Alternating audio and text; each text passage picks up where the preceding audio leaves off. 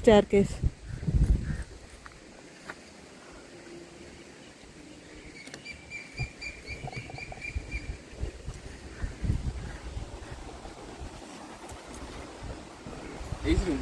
AC room.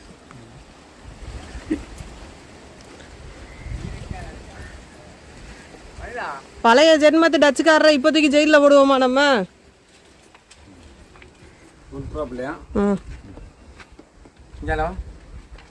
பெரிய அகலமாக கட்டுங்க. அந்த பீரங்கிக்கு தாக்குதலாம் நம்ம வந்து குதிரைப்படைகளுக்கு அப்புறம் பீரங்கி. நான் நினைக்கிறேன் பெரிய மாராணி மேலே வந்து ஒழிக்கிற ஓடுது பாரு. கல்லில் ஒவ்வொன்றும் 5 அடி அகல கல் கொடுத்தான் ஓடுது.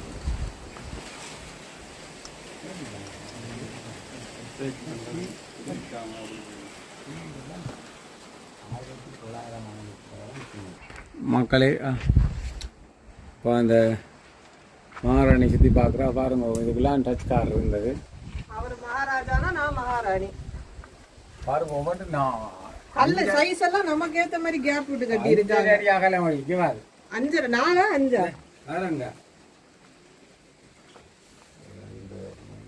5 அடி அகலம்.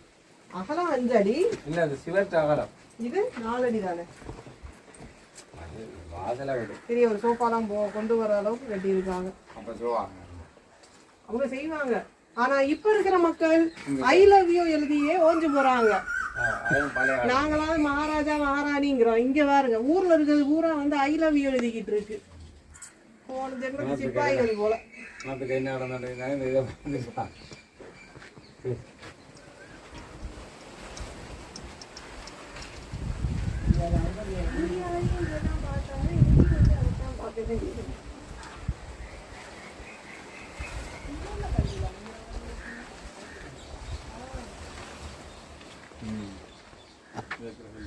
பாத்துல காமிங்களா இந்த கல் எல்லாம்.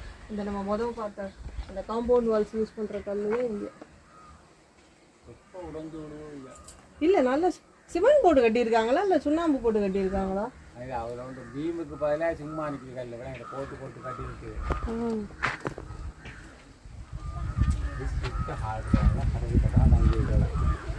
அதுக்கு மேலே காவலாக்கு நம்ம ஜனம் எல்லாம் காரியம் போட்டு கொடுத்தாங்க.